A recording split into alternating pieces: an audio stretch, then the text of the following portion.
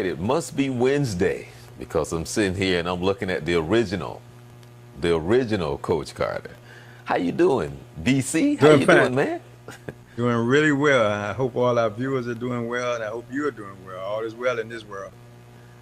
Man, I just went online, had no idea, just went online, and I see somebody getting ready to play the 21st season in the NBA. Yeah, Dirk Nowitzki.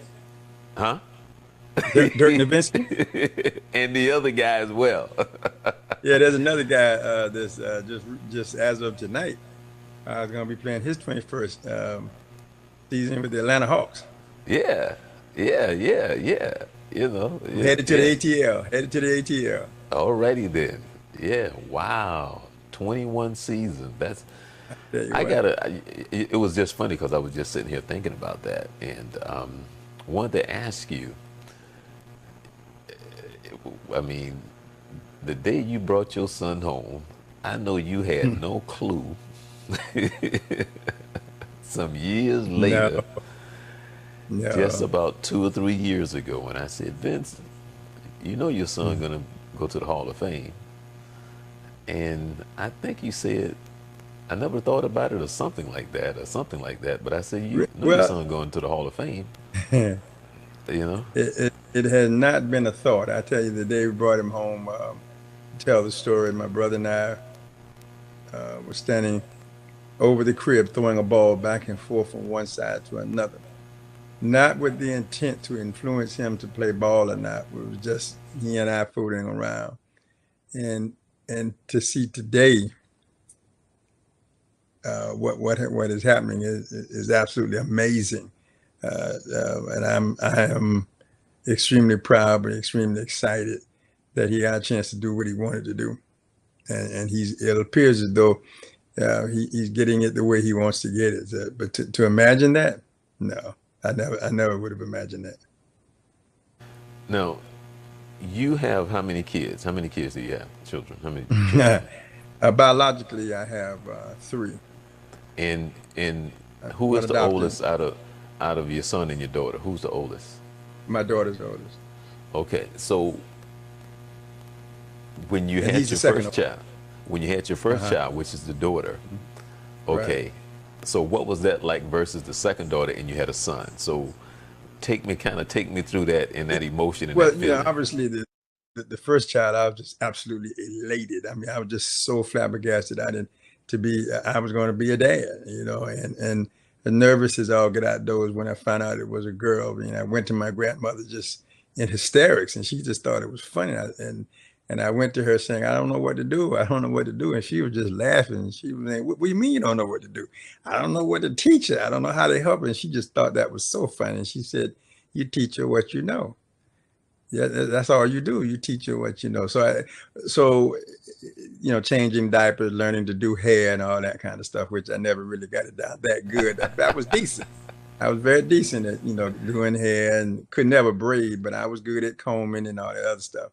But when son came along, I'm like, oh, I got this. Yeah, I got this. I know exactly what I want to teach this young man. So, and it was the second child, so it was a lot less, uh, just as exciting, but a lot less stressful, if you will. I kind of knew what I was facing, understood the processes and procedures, and so I was kind of excited, very still excited. And even when my next son was born, my baby was born, just as excited. And each time was exciting because it's a miracle, no matter how many times it happens.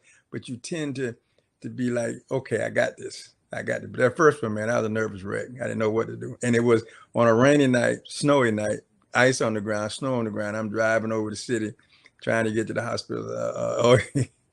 One day I'll share that. It was a thrilling ride, a very thrilling ride. So, but almost got a chance to see Vincent Bourne. Missed it by a few minutes, about a minute or two of actually seeing him born. Same thing. Chris not just saw him when he crowned, but I didn't get a chance to see him born. So it was exciting. Still, is to think about it now. I'm still kind of excited about it. Well, you got to give us an update on the knee. How your knee doing? Knee's doing well. I am released from the doctor, back to quote unquote almost normal. Tomorrow, the 27th of this month will be 5 months from surgery, and he had said that at a 6 month mark, I would be almost, I should be back to normal. I am very close to his goal that he wanted me to have my range of motion to be around 100 plus. I'm about 96 as far as range of motion that I have, which is really at a 5 month period. So I'm right on schedule to hit that mark of his goal, and I'll be at 6 month mark in August 27th. So right now I'm coming up on 5 months, but I'm functioning well. I'm back on the basketball court.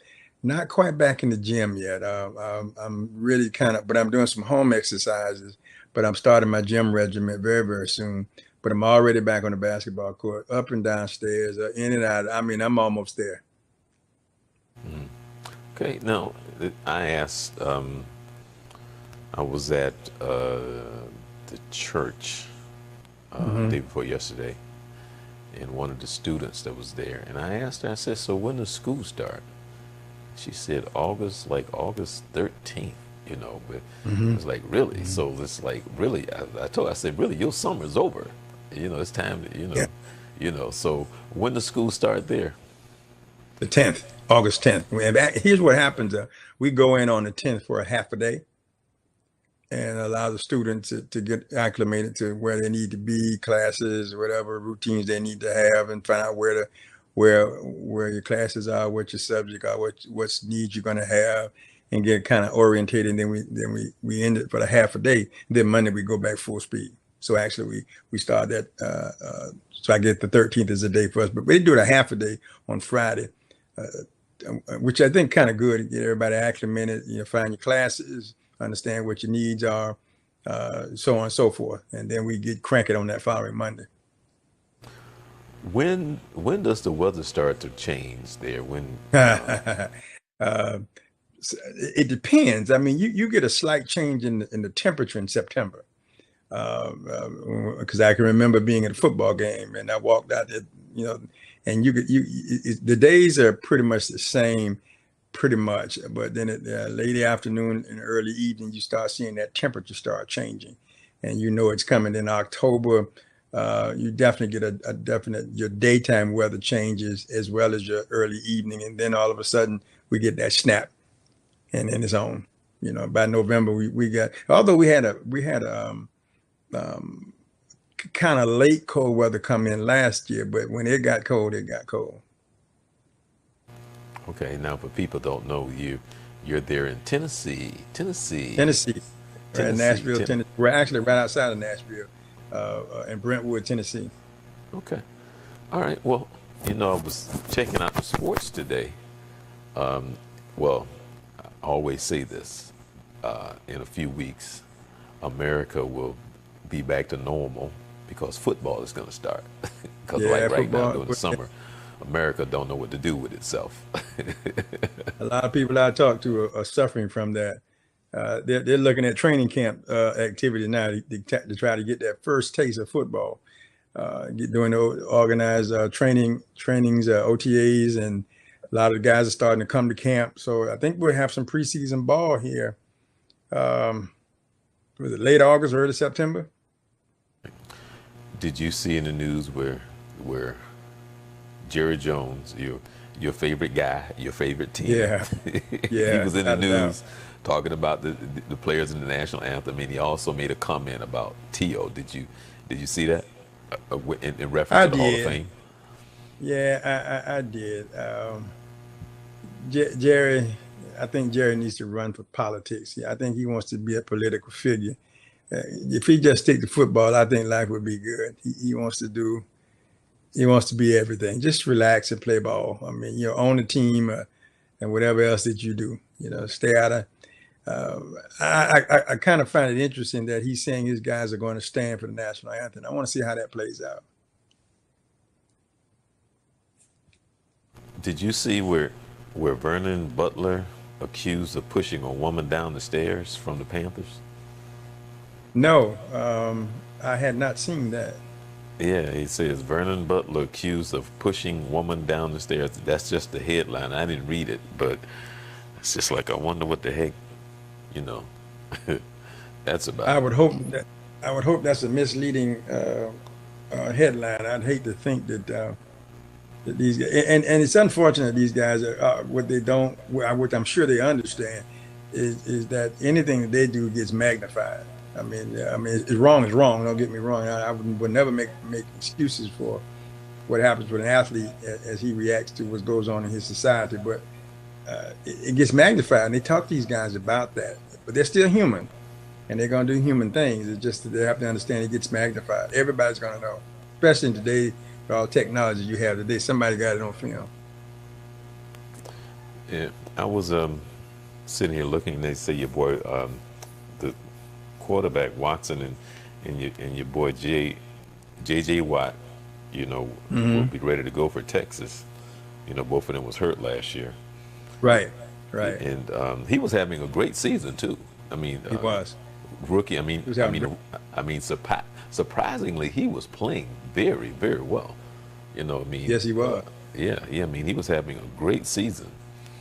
So, uh, I mean, to come in as a rookie and to play the way that he was playing, it's like wow. So, Impressive. But that's the bad part about it. That is that uh, injuries, man, they change a lot of things. That's why it's phenomenal when teams have a great deal of success. I think it's preparation, it's planning, and working on that backup system because you got to have somebody to fill in. And it's easier to say, especially the NFL, where all your reps go to your starting group. These guys are doing some of these programs are doing really good in having that backup situation ready, or okay, just having very good talent. Speaks to a lot of good talent sitting on the bench. okay. Now, before we get into more of sports, I gotta ask you a question, and I know you don't know who this guy is right here, Vince. You don't know who that guy is right there, Let me see. No. right? Okay, okay. All right. Let me do this. Okay, I'm gonna show you another picture. Okay, that's him, Oh, oh, nice right? size guy. Uh huh. Right? Okay, so, and I know you don't know who he is, so let me give you another shot of him. Those two. All right. Hmm. Okay. Now, we both grew up. We really didn't grow up part of this thing, with the internet and computers and stuff like that. But we pretty much part of that now, and we understand it, and it's not difficult for us, you know. Hmm. But he is what you call a gamer. So there's big Oh, money in that now. Being a right, gamer right, right. playing, playing Hmm. some of the video games. Right. Okay, Vince, this dude says that he does not have time for his girlfriend. He dropped her. He ditched her. This is the girlfriend. He don't have time for her. He, Uh, hold on, wait a minute, hold on. This is her, Vince. This is the girlfriend that he does not have time for because he says that he needs to be more of a gamer.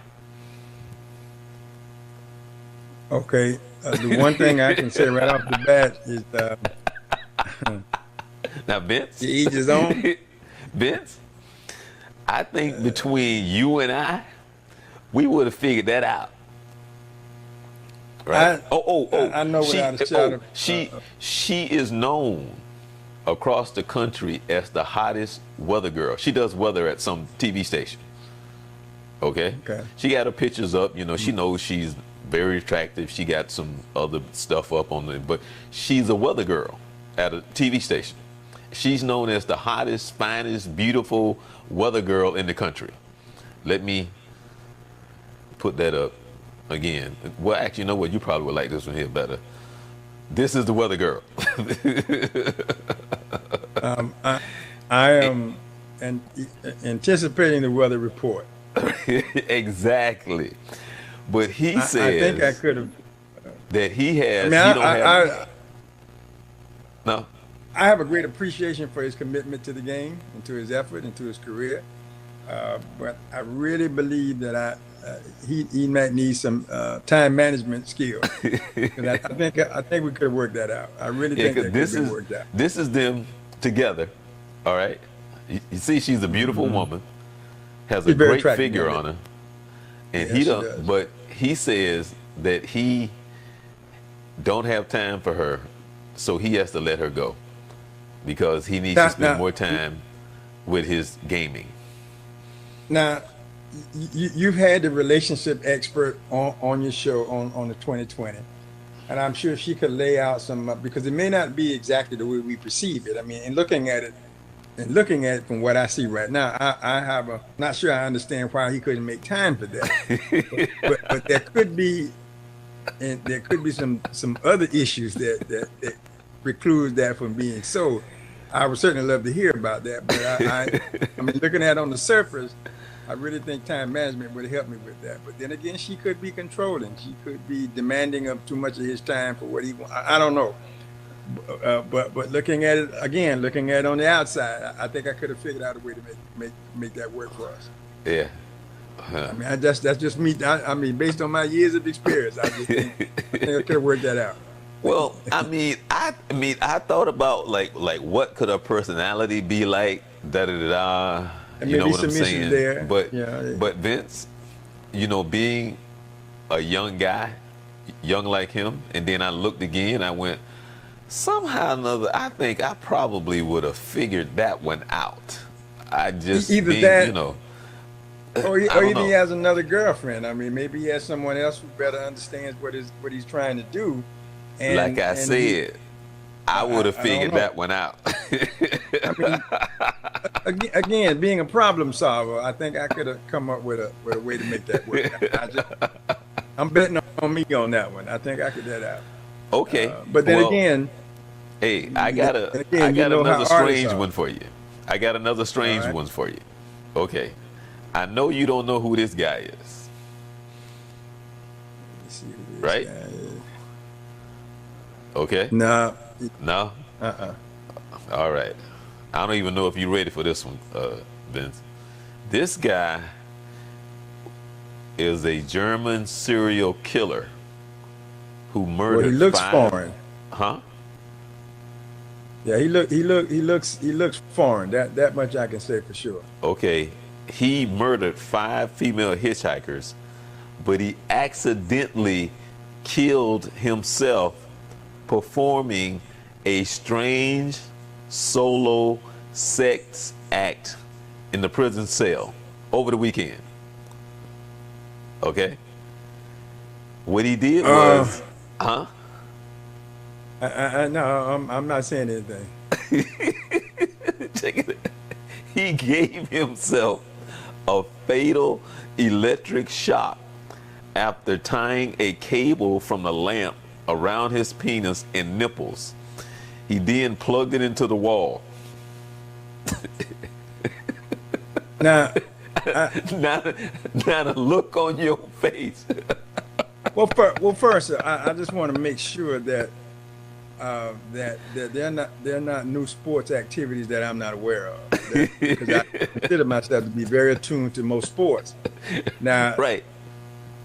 This So- could be something that I'm not familiar with. Obviously, I'm not, but I mean, I'm finding this because I would like to understand why would we do this. But okay, Now I find this strange because evidently there's something. He actually got picked up, Vince, 18 years after his last crime because he did something and got arrested, and then he had to give up his DNA. So 18 years after he had killed his last person, he got pulled over for something, and then he went and he had to give up his DNA. Come to find out, his DNA associated him with a killing, so that's how they caught him. And then he was in prison in Germany, and the rest is having us with that strange look on his, on I mean, the look that we, just like, what the heck is that? But I just call that the odd moments here on Youth Central Sports is what I call it. Yeah, it's definitely odd. I mean, he's introducing a new sport. It has passed me. I missed Right. that one, and That's I'm okay with that's yeah. He ended up killing five female friend and died. He was only 62 years old. So, it. so Well, it was too late earlier. back to sports. back back to sports. Um, you ready for the football? Oh. Any other surprises in the NBA with signings or anything like that other than the Atlanta Hawks Well, the and Hawks also just acquired. They got Lynn that's coming in, and they also got. Of course, they got Trey Young, the young rookie, but they also just picked up Carmelo Anthony. The thought who right who now is that who? Carmelo Anthony was picked up by the Hawks. Wait a He'll minute, be wait a minute, hold on, wait a minute, hold on. So hold, wait a minute. What all that talk that he was talking about going to Houston? I mean, I know that they okay. said he Well, was wait. either the Hawks or Houston, but he ended up going to Atlanta. Well, what happened was he got Atlanta. He got picked up by Atlanta. They're going to waive him, and then he'll probably go ahead and sign with Houston. So wait a So minute, help he'll me out sign now. and trade. He'll sign. No.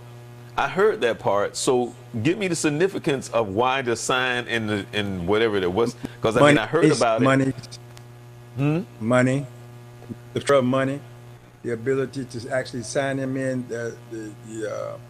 Oklahoma gets a financial hit off their cap as a trade. It goes into the Hawks. They bring him in and then they waive him or buy him out. I think they're going to waive him because they can bring him on, then they can waive him, and he can go ahead and then sign as an unrestricted free agent with Houston. Houston. That seems to be the scenario at this time. I don't think Okay. he because Atlanta did not want him, but they wanted that salary cap space, the ability to move monies around. That may have helped them been able to sign Jared McLean. Also, may have given them an opportunity to sign a Vince Carter Okay. because he got a veterans minimum, Right. 2.4 million for 1 year, which is not bad money.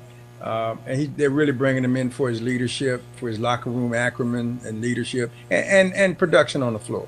He can do a little bit. He'll be able to help them uh, solidify, teach them how it's supposed to be done. You got Jeremy Lin there. He's a decent vet, but they got a real young team. They got a brand new coach. In fact, they just changed everything. I mean, it's brand new coach, assistants, everything, administrative offices, everything. So it's a great way to get started. And I think using a Vince Carter is a good way to get some maturity, some experience on help the guys kind of get through, and then while they kind of put themselves together. So it'll be interesting to see if he goes ahead to Houston, because that seems to be as soon as he clears waivers, Okay. and Okay. then he'll be gone. He'll be gone because I don't see he and Vince Carter and Jeremy Lin all being on the same team. And you got Trey Young shooting the basketball. I don't think they may have been using him to clear. By getting rid of him, that clears up some money to bring Vince in, and then because Carmelo would demand a little bit more money. Right. Right. That I look at that Houston team, and they lost a couple of the forwards, and Well, they have not done Capella either. They have not. Now they have a Capella. They have a 4-year deal for Capella on the table, but for some reason it's not being executed. Now I feel I missed out on what that was about. So I'm really kind of found it interesting they haven't signed him back. And Ariza, which I think is going to be huge for them. Trevor Ariza is gone, and that leaves a big gap for them. Paul will be healthy. That's a plus. But not signing Capella, man. I'm pretty sure they're going to get it done, but they need to for somebody to grab him up, which I'm surprised Ben. yeah. Any other signings? Michael Beasley goes to the Lakers. I was a Right. little bit surprised by that. I think what the Lakers are doing is they're just putting a team together for this year to Waiting get for through the next year. season. Yeah, then come in the next season because now here's something that a conversation I read about the other day I found interesting. The theory is obviously Kawhi is going to go ahead. He passed. It's official. He's a Raptor. He's going to have that 1 year there. Some people are saying that he may fall in love with Toronto and may not want to leave and go to the Lakers. That would be interesting if it happened that way, because right now they think he's only going to be there 1 year. But the free agent frenzy is going to be so big next summer that it's going to be amazing to see the number of people that'll be moving around next year. Because it's a lot of money out there, and a lot of them just saving money. That's why you see a lot of these 1+1s, 1 year contract with a 1 year option.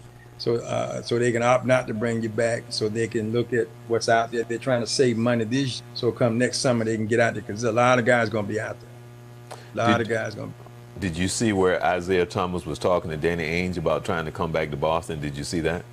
Yeah, and I think that's a great way to mend fences, but they don't need him. They got too much up there already. There's no place for him. And again, he's got to prove himself that he's capable of playing the game, very much like Boogie. That's why a lot of people stayed away from Boogie. They recognize Boogie as being a hell of a talent, but I haven't seen you play. I don't know. So the Warriors, great scenario. We don't need you right now. Take your time. You don't have to rush back. We don't really need you. You can get back when you can. Where Isaiah's going in a situation where he doesn't have to produce right away, but he does have to produce. Because that's what everybody's waiting to see. Now, he could get mega bucks next summer, this coming summer, if he has a great year. So, and that's cautious. That's spending that money wisely. But, Jameer Nelson is still out there. Capella hasn't been signed. A couple other names I was reading, they still haven't happened, but it's still early too. There's it's still plenty of time left. And we never know what's going on right now as we speak. Yeah. Switching back to football, I was sitting here, they're saying that Dez Bryant it seems to be drawing attention from the AFC North teams. I don't know exactly what that means. I didn't read that because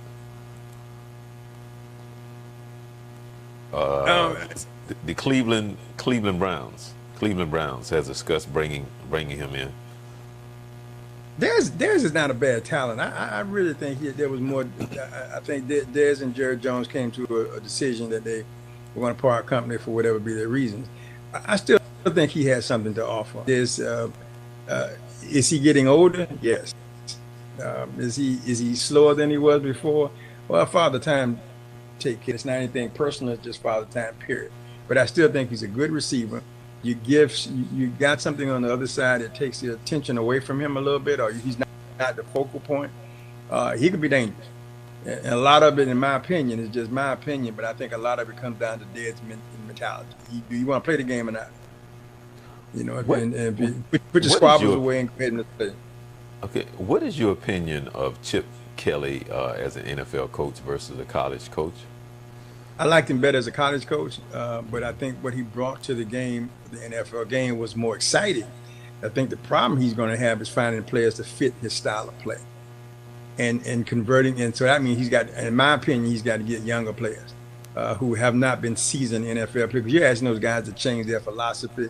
I like his enthusiasm. He's got those guys believing and liking what he's doing. He's having some success I didn't think he would have. He's having a little bit more success than I thought he would have. But it's not easy. You can ask Spurrier what that transitions is like. It's tough because dynamics change. Dynamics change. A lot of these you see a lot in college a lot in basketball. These college coaches go up. Rick Pitino went up and came back. I'm surprised Donovan has done as well from Florida, going up to with Oklahoma. Now, he's got great talent. He had great talent, but he's got some good people around him too. Got Mo Cheek sitting on the bench with him. But it's a heck of a transition, because now you look at that coach. That coach is not the dominant factor, because some of these players are making more money than you make. Right. And in some cases, they got more experience than you have too. So you got to sell yourself. You got to sell yourself that you know what you're talking about. I tell you, somebody surprised me. Is Tyronn Lue. For the Bull, with Cleveland, I really, perhaps I underestimated Tyronn, and I'll be the first to say that. But he has solidified himself as he did some things I didn't think he would do with LeBron being there. Now we're going to really see what his coaching style and philosophy will be now that there is no LeBron. Hmm. He's got Colin Saxon coming in. I think now we're going to really see what he, because I don't think he was doing what he wanted to do because of LeBron. And it makes sense to take advantage of what LeBron brings to the table. Now that he's not there, what do you do now? I think you're going to see what his philosophy is really like based on what the team is like. And they kept Love, which was a smart move. You got Saxon coming in. You got some other young talent. They while I don't think they're going to be boring, I do think they're going to be interesting. Yeah, I Contender? mean, I just never understood why they were talking about getting rid of Love because he was, he Well, Love definitely would talked be, about that. you He know. talked about it himself that he was thinking about leaving. But if they're going to rebuild, one of the things that they said that if we're going to be without LeBron, we've got to put something on the floor. We got to have some people here so we can put something on the floor. And that was the number one thing was to keep Love. Yeah, but yeah, I mean, because you can build around him, You because can, I mean, you kind of know what he brings, and if he's on the floor, he's pretty much consistent with, who he on is the and offensive side. what he does. Yeah, You on the know. offensive side, I think again you got Cleveland will be changing their look. New York's changing their look, and the Magic is changing their look. We're going to see, and particularly in New York and Orlando, when they say that they are committed to rebuilding. I want to see what that looks like, and how, Yeah. how long, especially the New York market. How long are you going to wait for this rebuild to take place? And are you, because the executives there are saying that they have tried to convince their people to understand that their fans what rebuilding looks like. It's not next year. It's not the year after that. It's a 3 to 5 year process. Give them time to get the players in, build that chemistry, give Fizdale an opportunity to build that unit and teach the style he wants. If the fan base could be patient, they may end up having some. I think that's been Orlando's problem, even from the team aspect. You aren't patient enough. You want to win right away. You want to do that trade. Let me get some in, and it doesn't work for everybody. Right. It really Well, doesn't work for everybody because number one, the available talent. right, right. Well, that's what I was going to say. How are you going to win right away when you don't bring in any talent to win? You got I, to I bring don't I in. You don't I can't don't bring. get the I Yeah. don't get the mindset and the understanding of, like I said, I don't it's not that I dislike the Magic, but if you look at what they have on the floor, and basically the coach is the bailout because that's what you did. You're saying to the fans we're doing something by firing the coach, which was the last move that you should have made because it had nothing to do with the coach. It had to do with what the front office gave the coach to Well, coach. yeah, you. I agree with that. Now, I'm not a Scott Skiles fan. I've gained a lot of respect for him more as a coach than I did as a player. And I thought for the Magic that was the right fit when they had him. Although they didn't want to do what he wanted to do, they wanted to do their own thing. And I think they lost a good coach, and they have not been able to really pull it back together. Their senior management, their upper management, GM, basketball development guys don't really know what they're talking about. And now you got a couple of guys in there that's supposedly seasoned veterans, and you got a coach that hopefully can put them in there. But you got to be patient. It's not going to happen. I think the fan base in Orlando would take anything that's on the floor that looks competent, that can be competitive. Now, are they looking? Yeah, you want them to win, but gosh, no. If you're gonna lose, let's look good losing. Let's look like we're trying to win. Let's lose by 5 points, 10 points. Rather than getting blown out by 50 points a game or something to some astronomical number. But I think as a fan, understanding we are rebuilding, I could understand losing games under 10 points or 10-point margin because we're fighting real hard. We lose from experience. We lose from better ball players, but we give 100% effort. So I think that's one of the major differences. That if I was a season ticket holder, that's what I would want to see. And having not seen a whole lot of Magic games, I don't know that they have not seen that. But based on what I've heard, I don't think that's been the case. And then you look at the talent that they had. They had no talent. But they got some talent now. They're really long across their front line with this boy Isaac and Bumba that came in. And then you got Aaron Gordon. they get a couple of guards to go along with that, they could stir the pot a little bit. They could be much more competitive.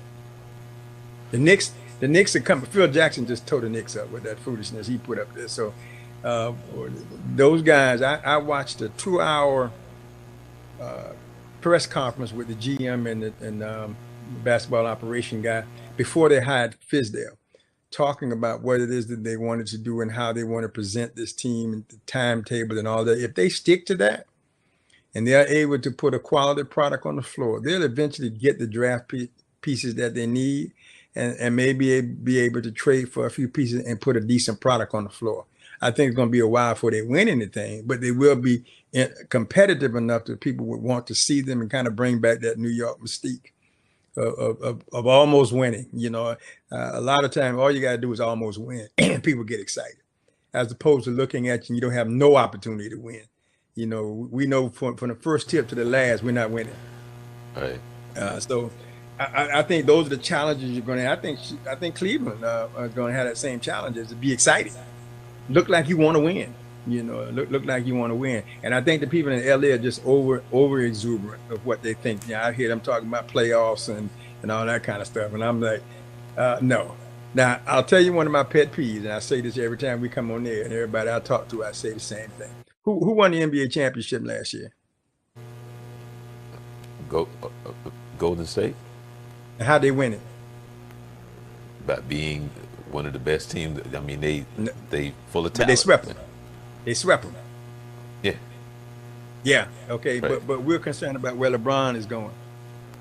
That's been the major focus of the summer, is the fact that here he is. He's going to the LA Lakers, who hadn't won in God knows when. Don't have nothing going for themselves. But that's the major news, that he's going to LA. And we didn't talk about the Golden State Warriors, who won swept them, won the championship and all they're doing, but we're hearing more about LeBron and what they're putting around him. Well, I don't get that's the same. Well, it's funny because I was saying the same thing when he was talking about your boy DeRozan going to, you know, the Spurs, right? And he talked about makes this. sense. I mean, that's a good conversation because of Kawhi. Well, no. What I meant was he was talking about what he was talking about. But I said, dude, you just got swept. You know, so you just got swept. It is whatever that is. But you just got swept. The narrative is different. There, he's upset about a conversation that he had with senior management. The general manager came out and apologized, acknowledging the fact that this is a conversation that we did have, is that you're going to be here. Okay, now now business is business, and everybody understands that. I mean, I'm sure he does too, but he's disappointed, and I can't speak for him. But if it was me, I think my disappointment would be that if we had that conversation and you changed your mind, come tell me that. I think that would have made a big difference. Would he be disappointed in leaving? Sure he would. I mean, I would be disappointed. But what he's walking away with, and I think at some point during time you got to lose, is that you lied to me. You weren't honest with me. You didn't treat me with like a man. You didn't give me the respect I deserved. And now, but you're going to the Spurs. I mean, now they're in a rebuilding situation. You got a chance to do well being there with Pop for another couple of years, because I think Pop got about 2 more years and he's going to step down. But nevertheless, I mean, I would love to be there. But I understand that I can follow more than I can follow the fact that it was so important for us to know where LeBron was going to land when you left Cleveland and you got swept for a national championship. But that the narrative is where he's going to land and who we're going to put around him. I don't get that. Now, I'm to me personally, I'm disappointed by that. I mean, why aren't you telling me what the Warriors are doing? Yeah, they talked about him getting Boogie, but the narrative to me should be Golden State and what they're talking about. Why are we worried about what happens out in LA until they actually? Now, of course, you and I both know it's a business, and then when that conversation took place, Kawhi was not on the table. Right, but right, but then, I agree with that. But then when you wake up, let me see, DeRozan, Kawhi. Sure. I mean, it makes sense. Right. Rosen should look at the fact that somebody wants him. Because the only way that deal could take place is that they would agree to take him, which means you have value. That's why you got traded. You Right. were a valuable piece of you had some value. Now, if you had no value, I'd have had to waive you. I had to cut you or something. But at least I was able to trade you because somebody, to me, is always important, but somebody want me. You know, Mm-hmm. so you're telling me that I have value to you and your organization. Yeah, I'm disappointed in leaving. I'm heartbroken. I don't want to leave, but at least I'm going. You know, I'm going someplace where somebody wants me. It's not like Carmelo's being traded to the Hawks just because it's a matter of convenience. It's business, just so we can Right. waive you and let you go on about your business. We Right. don't really want you. It just suits our needs. So, and I think he'll get there because I saw a conversation he was having the other day where he's getting it out. He's getting it out how disappointed he was, but he's starting to understand that, you know what, it's a business. And he said that early on. I understand that it's a business and I accept that, but I'm just disappointed because I was lied to. And Right. in my opinion, it would have been me calling him back and said, DeRozan, okay, I know yesterday, I know what I said yesterday, and I meant that. But I got a chance to get quiet, Leonard, and you are my ticket out. So we're Right. going to trade you, you know. And now would he still have been disappointed? Probably so, but at least you treated him like, you know, not like a piece of meat. You didn't trade him at the midnight hour and didn't tell him. So I think the narrative is different for me. The narrative is a little bit different for me. And I know all my friends who say I'm a LeBron hater will this, perhaps my statement confirms that that's how I feel. But I just think that that's a whole lot of hoopla for nothing. Now if he goes out there and they win something, they do something, then let's talk about it. But Right. you don't have anything around him right now, and I'm sure Magic and them are going to take care of that. But what they put around him right now will give him somebody to put on the floor to start a basketball game. Other than that, I don't see it happening. And you know, I'm a former Laker fan. I mean, you know, I go all the way back to Showtime days. You know, I'm a big time Laker fan. I haven't liked them recently, but I'm, you know, that narrative gets me. I get upset about that narrative. We aren't giving the champions enough credit for what they're doing and who they are. They signed Steve Kerr to extend his contract, and they picked up some pieces and added some, but we're not talking about that. We're talking about what Magic and them doing out there with the Lakers. And I'm a Magic fan. Mm-hmm. I'm a huge Magic fan. I saw Magic all the way back in high school and followed his career, but still, I think it's hype. It's Hollywood. It's LA. It's a lot of hype.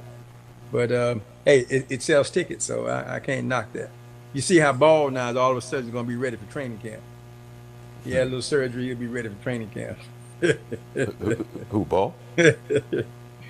Yeah. Yeah. We'll see how it goes. I got a question for you though. Mm-hmm. I've always wanted to ask you this. What's the difference between coaching AAU and high school basketball? What's the difference between coaching it? One of the major things is structure. One of the things I find in coaching is and it's rules and regulations that you have. You have administration that has a set of rules that they expect you to follow. You have a governing body that has a set of rules you're expected to follow, and you have to coach what you have on the floor. You cannot go out and recruit. Where in an AAE, you can recruit players, you can get the type of talent that you want to have, and you kind of got a loose system of how you want to operate. So that's one of the major differences. Now, I'll tell you another difference I've noticed in this area, and I noticed it too when I was in Florida, level of coaching. A lot of time in AAU, you got talent on the floor. They're not being coached. They just run up and they're going north, what I call north-south. Everything is up and down. There's no defense being played. Where at the high school level, based on your ability to defend this opposite team, you've got to change your strategies. You've got to prone and implement different things in order to compete and be competitive. So I think the biggest thing is structure, talent, coaching. Okay. All right. Are you ready for the 3-minute sprint? I'm ready to make my sprint. Okay. You know what? I'm not sure if I've ever asked you this before. Maybe I did. I was trying to remember. Okay. So, okay. Richard Pryor, Eddie Murphy. Richard Pryor. Okay. The last time you drove on Daytona Beach? 5 years ago. The furthest you ever rode on a train? New York. If you were in the Olympics, what event would you medal in? None. We talked about it. Will Kawhi be a Laker next season? I'm going to go with Kawhi's statement at this time and say yes with a question mark, because there's a possibility he may fall in love with Toronto. Okay.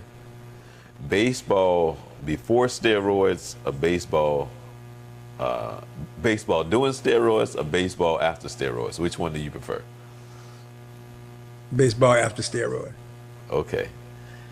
If Sammy Sosa goes into the Hall of Fame, should he go in as light-skinned Sammy Sosa or dark-skinned Sammy Sosa?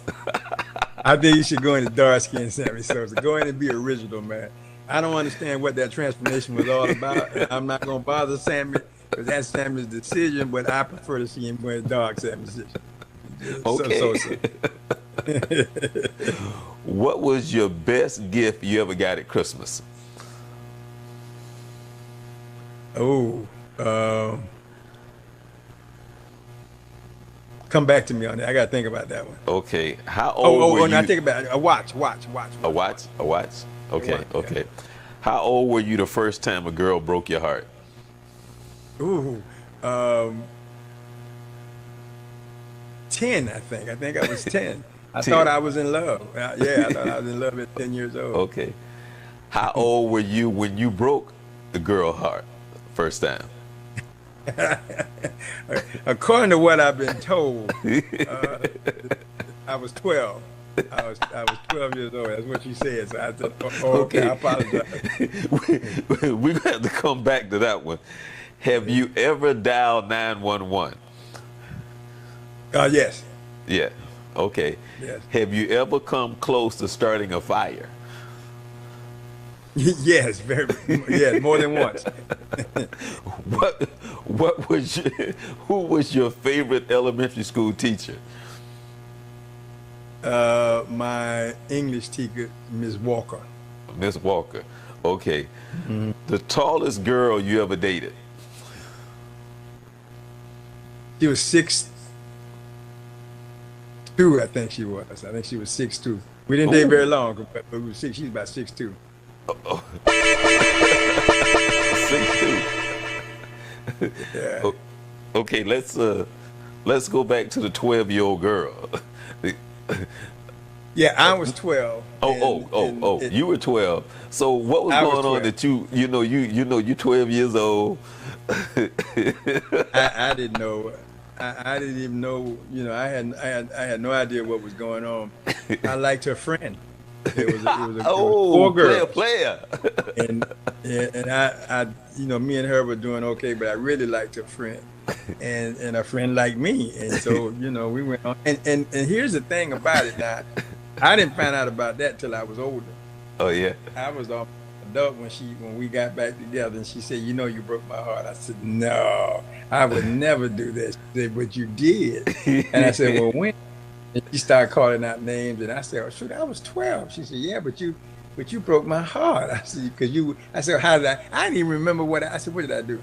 She said, "Well, you dated my best friend." I said, "Yes, I did do that." Yes, I did. Isn't it funny though?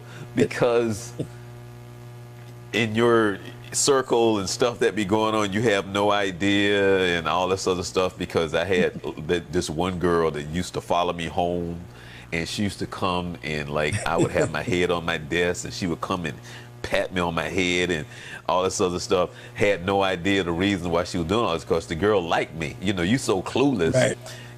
Yeah. And I can remember one day she was messing with me, and Vince, to this day, I feel so bad, because I turned around and I hit her on her shoulder, and I felt the bone. I mean, that's how hard I hit her. Right, I hit her and leave me alone. And all she did was she just turned around, she just smiled. And I'm like, now that I'm older and I realized this girl liked me, and I was so clueless, and the reason why it was because everybody used to pick on me, because she used to, talk to me and mess with me everybody in the classroom like, the girl, she likes you, she likes you. I'm like, that girl don't like me. And my sister was teasing me about it when she was following me home. And so I was just so embarrassed that everybody was just like messing with me. So I was like, leave me alone, leave me alone. I was clueless. Yeah, well, and that appears to be what happened to me, because I know at that age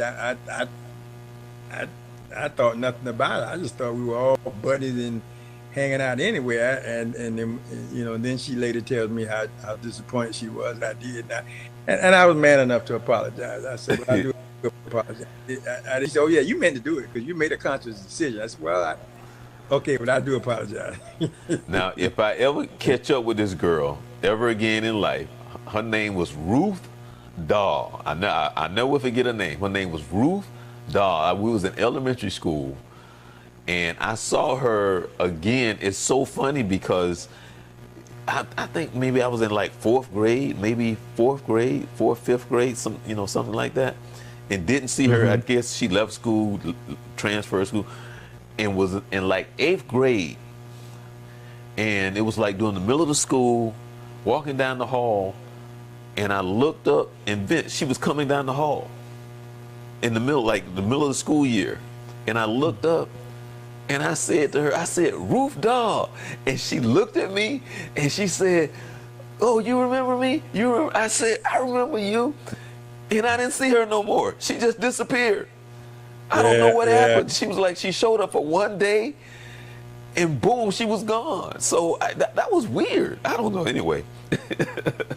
I've been to one class reunion, and at the time it was, I think it was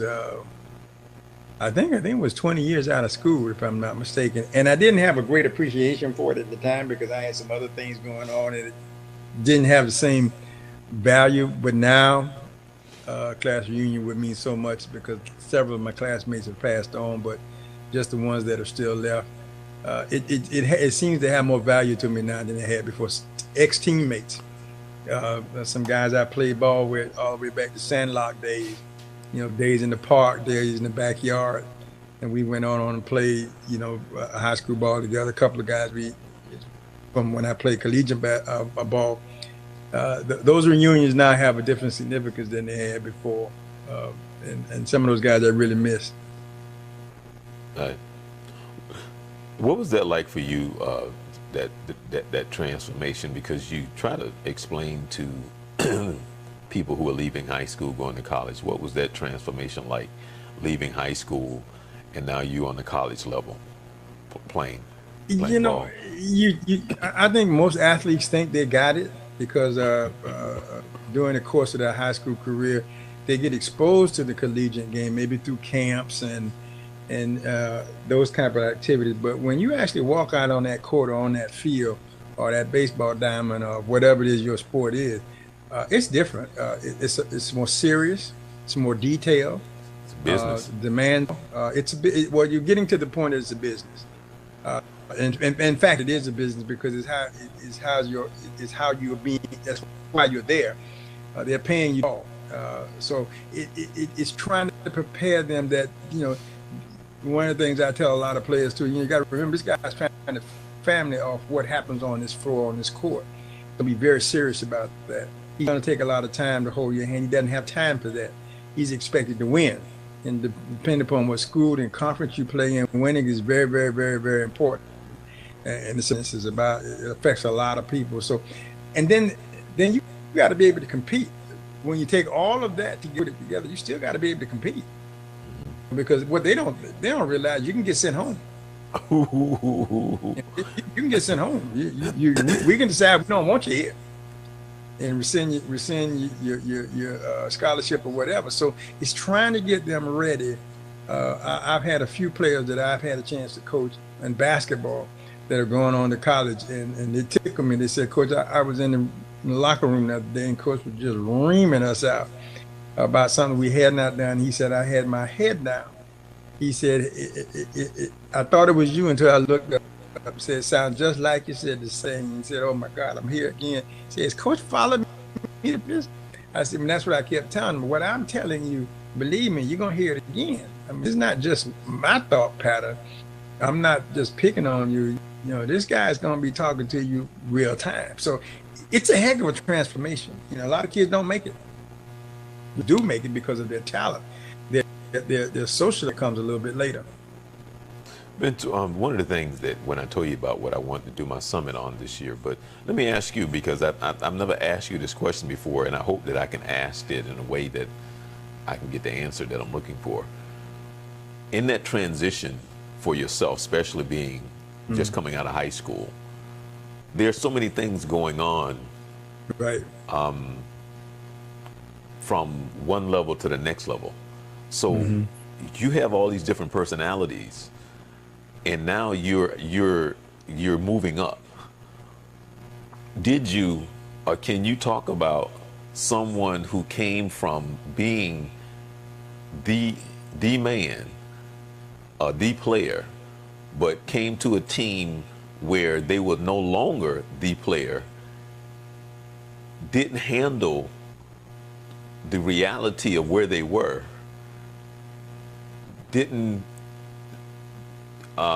really take it in the way that they should, and it may have cost them playing time because of their attitudes and not understanding you're on a different level now, and it has to do with the philosophy of the coach, the perception of who he sees you, and those that the person that you really don't, that you dislike, which has nothing to do with disliking the person. It has to do with the coach's decision.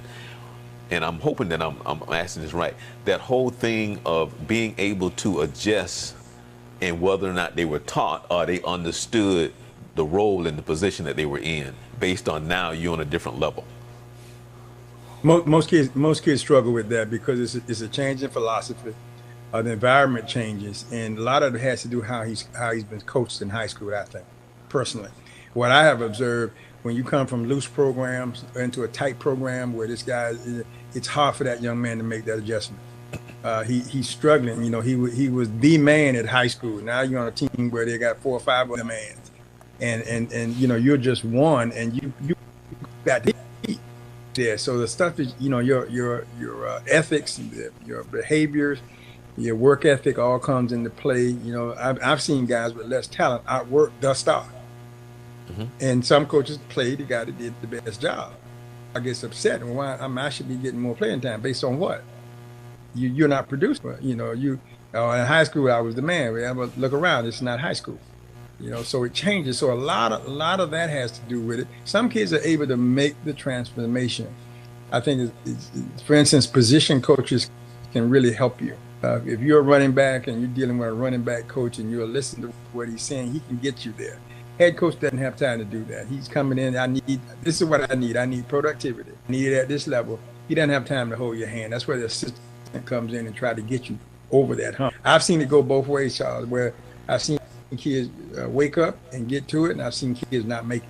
They were very, very talented. Just didn't make it. They didn't have the IQ. They didn't have a desire. Right. To do it because they'd never been pushed that hard before, where they right. had to get it done. They didn't have to. They were only competing and putting in 50 to 75% effort, where you got to put 110 effort because you got 100 kids out there trying to make this team, and see, then unlike high school, where you don't get, well, primarily you're not recruiting. When you get to the collegiate level, this guy's gone out and got the player that he wants to have, the type of player that he's looking for, and obviously you were there too, but this other kid is doing it better than you, and you're not performing. So it's a huge, and here's one of the things that I think that hurts a lot of collegiate players. You're on your own. You don't know when to go to bed at night. You don't know. You don't eat the training food. You don't. That's why I want to do that summit, Vince. That's why I want, because everything that you're saying, and we don't have time to talk about it on the show tonight, but I definitely want to continue this to get into the parents' part of that good, bad, or indifferent, and the part that they play as well in the mind of that child, because they play a significant part. But go ahead and finish what you were saying. I want to talk about that next show. No, I'm just saying, you know, the so much freedom. A lot of kids are focusing just on the sport, but now you got the balance the academic side. You got to put in enough time to play the sport. You got to put enough time in to get into class. You got to pass the class, or if you don't pass class, guess what? You can't play. You got to negotiate all the other social issues that go along with that. You got to wash your own laundry. You got to get your meal plan together. You got all the. You're growing up. You're growing up. And if you aren't prepared, a lot of these kids can't wash. They don't know how to wash their own clothes. They don't know how to manage their monies. Because somebody has done that for them. And when you get to that collegiate level, unless you get lucky, nobody's helping you. Nobody's going to help you. You might have a teammate, man, and say, listen, man, let me show you how to wash. Let me show you how to do this. But generally, it don't happen because everybody's so intent on taking care of themselves because it's a new experience for a lot of them. Now, others come in a little bit more experienced and they're able to deal with it. But generally speaking, they're all there. The key is who makes it and who doesn't. And, well, again, I just think there's so many topics that we can cover on this upcoming summit that I want to do, because even with that, we can talk about we can have that session based on what you just said for the parents. Are you preparing your kids like when they go off? Do they know how to iron their clothes? Do they know how to wash their clothes? Do they understand this and that? It's those things that they need to learn at home. So because I'm telling you, Vince, because not that I was some ideal student, but one of the things that I did know was that I knew how to wash my clothes. I knew how to iron my clothes. I knew how to cook my food. I knew how to go grocery shopping. I knew how to do all of that from how I was brought up. So it wasn't strange for me to go in there and cook my breakfast. It wasn't strange for me to go because I love going grocery shopping because I was bringing home food. So I was very familiar with going grocery shopping because my grandmother sent me to the grocery store about 20 times every day on my bicycle. Well, yeah, I don't think I was special either, but I think my mother made sure that I was prepared. She said, you like things a certain kind of way, so if that's the way you like them, let me teach you how to do that because nobody else is going to do that for you. Right. Nobody else is going to. So if you want that done, you want that, and so they taught me how to be self-sufficient. So I could take care of myself, reminding me there's nobody up there. I'm not coming up there and wash your clothes for you and iron your clothes for you. And I'm not going shopping for you. So I had responsibilities at home with the anticipation that I would be able to use what I learned from my earlier days later on in life. That was the intent. They were preparing me for life, not just to go to college, but just for life in general, that I would be self-sufficient. My grandmother always said, I want to make sure you're not a burden on some woman, that you're going to get involved in some woman you can't do stink. You can't wash, you can't cook, you can't clean, and you would starve to death if she chose not to cook for you. You can't cook. So she made sure I learned all those basics. She said, now, that's a defense mechanism as well as a big plus for some woman that you may be involved with, that you can do, you can be a contributor. And that's the way it was my approach. So when I got to school, I was ready. I'm like you, I knew how those things are. And I thought it was a natural. I thought that's what you're supposed to do. I didn't know anything different. Right. Yeah. So, but anyway, we've been here for an hour now, man. That was fast. That was a quick hour. Yeah. So, anything special going on this week? No, just basketball. Just really, trying. We're having some open gyms and doing some skill development work, trying to get ready for the season. Getting ready for school starting up in about 2 weeks. About 2 weeks or so, we'll be back in school and starting working our way down to the start of basketball season. Football team is out there getting it done. I'm looking forward to going out there and watching those guys and this nice fall weather that we're going to have. But really anticipating the start of the basketball season.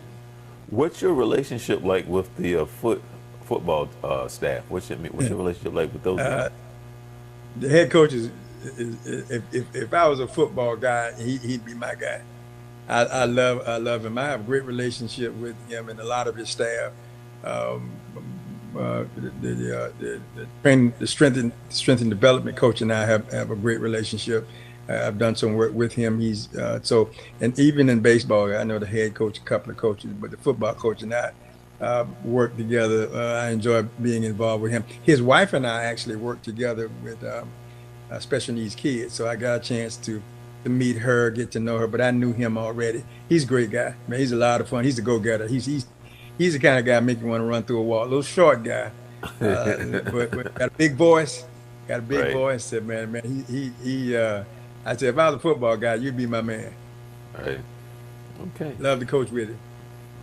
Well, I'm so happy that that Vince was able to get that connection with the Hawks. You know, I always Me keep too. him. Me too. Yeah, I always keep him and you in my prayers, along with Appreciate that. my other list. But I always keep you and your son, well, your family, in my Yeah. prayers, and I'm happy that he was able to work that out, because to play 21 seasons, well, to do anything 21 years, anything, Yeah. let Yeah. alone Yeah. Yeah. in Kidding. in the NBA. I mean, that has not been done, by too many people. Um, No, I I'm excited for him too, and I appreciate your prayers. We really do. It's exciting for me because he gets a chance, very much like Novinsky. You get a chance to do what you want to do, and how many of us can say that we got a chance to do that, and to do it, and hopefully he'll leave on his own terms, which is what I really wanted for him. At whatever time he chose to leave, that he would leave on his own terms, and it looks like that's going to happen for him. And I'm looking forward to seeing him play. He's closer now. He's a little closer than about the same distance from here to Memphis, from Nashville to Memphis, now to Atlanta. I know I get there in 3.5 hours either way, so I'm in good shape. how far? I mean, how far a drive is that? 3.5 hours. Oh, yeah, man. That's Yeah, that's about three nothing. and a half hours. Actually, about 3 hours. To be honest with you, about 3 hours. In Memphis, it was about 3 hours, maybe Yeah, a little less. So it's no big. I go down and come back the same day yeah, if I yeah. had to, So and I shoot down to Atlanta on while I was going, maybe once, twice a month. Yeah, well, Anyway, yeah, I because was I had just space there now. not too long ago. So, um, and was just in, I was just in Arkansas Yeah, yeah, last week. That was a place called Fort Smith, Arkansas, a little small town. I had never heard of it. Fort Smith, yeah. I've Arkansas. never heard of that either. Yeah, yeah, I it's think you'll about enjoy Atlanta, though. I think yeah, you'll enjoy it. yeah, I know I do. yeah. Oh man, there's the ATL. The All right, ATL. well, Vince, looking forward to you next week. I'm not quite sure when that first NFL exposition. I mean, that preseason game kick off, but I know America is waiting. They're chomping at the bits. They're lining up. They already start tailgating already. So I rode by Titan Stadium the other day, and it looked like they're already tailgating, getting ready for that first game. Okay, other than your Dallas Cowboys, who would you be considered the favorite starting? I mean, I know it's a long Oh, season. it's a long time. You gotta put Philadelphia in there. They had a great season last year. You cannot discount the Eagles. I'm interested to see what happens out there with the Raiders with John Gruden. I really want to see how well he's able to connect and put that team back together in his Right. style. That's going to be interesting for me, given how long he's been outside the game. So I'm not saying they're going to be all that good, but I'm going to find that interesting to watch. Okay, well, you know what? I totally forgot about that for a moment. So I'm looking for, because the Raiders used to be my team. I used to love the Mm. Raiders, man. But this was back when Jack Tatum and all those guys played. Back when they was the Yeah, I was a real John Raiders. Madden. I was a John Madden fan, Yeah, so the yeah. Raiders were my Back when team. they would tackle you, then step on you, and Yeah, then oh all of yeah. a sudden they became the Raiders when they tackle you, then they would apologize. So I don't know what happened. I don't know what happened to the Yeah, Raiders, man, because they used I to be. remember I was an L Day fan. Man, just do it, baby. Just do Yeah, it. Just do baby. it. Just Just do just win, baby. Just win. That's all you got to do. Just win. it. Just Hey, win. That's all you got. I hey, don't care how you do it. You just got to right. win. As he said, the quarterback must go down. Yeah. He must go Al down. Al was a tough competitor. All right. Well, I'm Charles Morris, Vince Carter. We're happy. We're here every Wednesday. right here at Youth Central Sports, talking sports and even some crazies, as we found out earlier in the show. Yeah, we So, talking some new sports to you. some crazy, I didn't ask you whether or not you think, video gaming is a sport, but we'll talk about that next time. We All got to right. talk about that. Yeah. Yeah. All right. Charles Morris with Vince Carter. We want to say have yourself a blessed week. Good night.